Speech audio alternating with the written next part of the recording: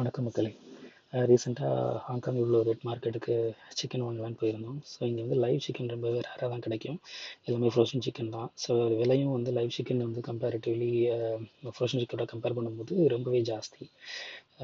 So அப்படி இந்த கடையில் நாங்கள் ஒரு இன்ட்ரெஸ்டிங் ஒரு விஷயம் பார்த்தோம். ஸோ அதை பற்றி ஷேர் பண்ண தான் அந்த வீடியோ. அது வேற ஒன்றும் இல்லைங்க, இந்த இடம் மிஷினை.